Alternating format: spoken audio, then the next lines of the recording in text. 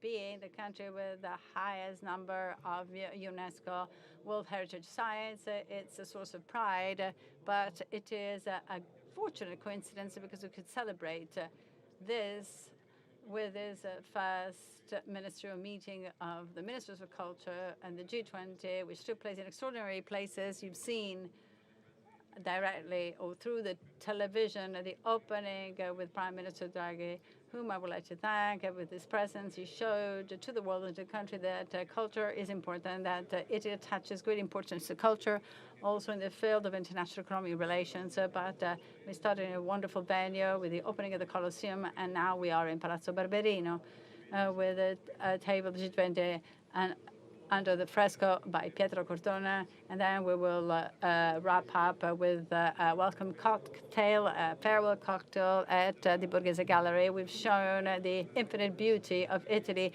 and Prime Minister Draghi was joking and said that it would be better to state that the whole of Italy could become a UNESCO World Heritage Site.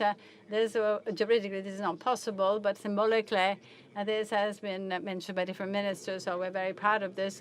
We should be more proud of this. In fact, there are countries that are able to show their excellencies, and we cannot actually show that we are so proud of so many excellencies. Of course, we have a lot to be proud of in terms of culture, thanks to our forerunners, ancestors, but also to the next generations. We started this international work some years ago, you know, the G7 in Florence, well, G7 is a place where there are countries with many affinities, but I remember the Expo of 2015 when he invited the Minister of Culture from all over the world. There were 80 countries, and on that occasion, we saw very clearly that countries with very different opinions and backgrounds can find and maintain some consensus, not only in open dialogue, but especially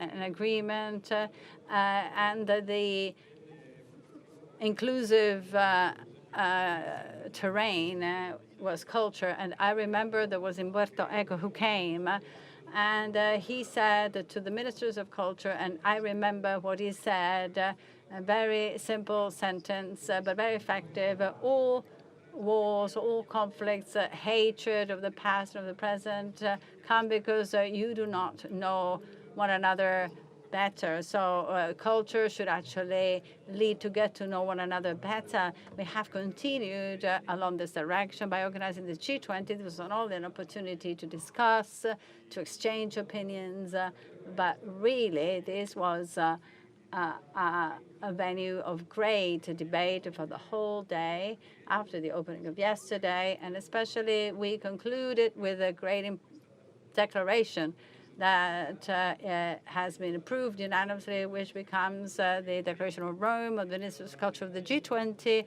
with very important points, and that it will be circulated in the English text is already circulated. And so the G20 of culture is permanent, as we requested in agreement with the next presidency of Indonesia. So we will continue working for culture and to support culture workers. And in the document, we said that this is the main economic coordination forum, that culture is a driver of growth, especially for the most vulnerable categories and young people. So as Italy, we started some years ago talking about the blue helmets for culture. We set up a Unite for Heritage group. And so the document, as we requested, features the commitment of all G20 countries to develop national forces devoted to protecting natural heritage in the case of crises, For example, terrorist attacks, natural disasters. So there are national forces that may intervene, not in a fragmented way, because as you know, if there is a natural calamity or with a terrorist attack, if cultural heritage is affected, the world is suffering. So countries intervene by sending national units, and we did so in Albania and Croatia, in other places. In this case, we together with UNESCO, we want to set up national forces at the request of UNESCO to protect world heritage. So it is the natural community has to deal with this, and then the values of culture and human rights. This is the work of the G20, protecting diversity, promoting tolerance, human rights, fighting against discrimination. They're all points in the Declaration of Rome of the Ministry of the G20. We emphasized training as a crucial investment on human capital, especially.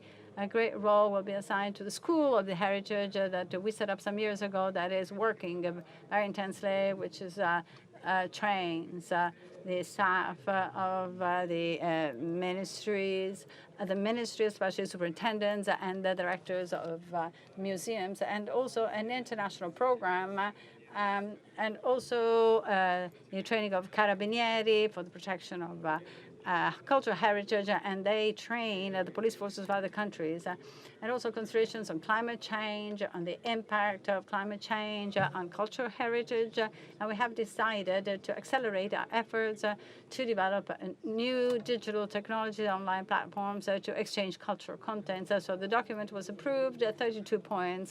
So it's not a symbolic document. It is full of contents that have been discussed for months. And in order to find unanimity up to some minutes before the conclusion, we are very proud of it. That for the first time, please convey the message that Italy in the world of culture is known as a country that has a recognized leadership. Thank you. Are there any questions? I'm here. Are there any questions? Please. So you're not obliged to ask questions. I'm sorry, but you have to come to the mic. Otherwise, we cannot translate. We cannot hear the questions. I'm sorry.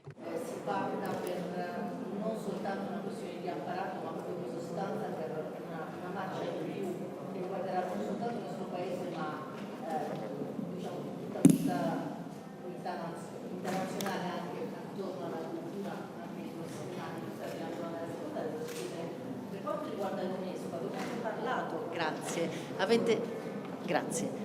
So as to UNESCO, have you talked about the possibility for the United States and Israel that are no longer part of UNESCO, whether there are any changes in the future? Well,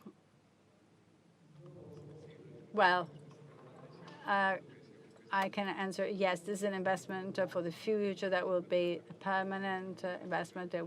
We will talk about this declaration for many years as a starting point, putting culture at the center of international policy, especially the G20, which is an economic organization. So having introduced culture in the permanent agenda of the G20, we recognize the economic value of investment on culture.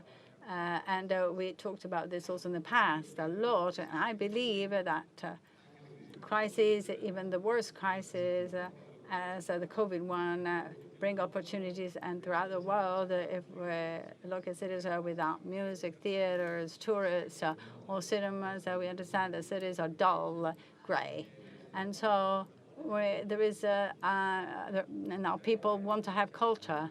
And so now when the conditions are going to be okay, people want to enjoy, travel, get to know, learn. And culture is a fundamental instrument. So even political decision makers have understood that this is important also in terms of GDP in our country. But this happened also in other countries. Yes, I believe this will be a starting point. We have not talked about the fact that these two countries are going back to UNESCO. We have shared a document that commits UNESCO to doing a lot of things, and I hope this is a step forward to a reconciliation.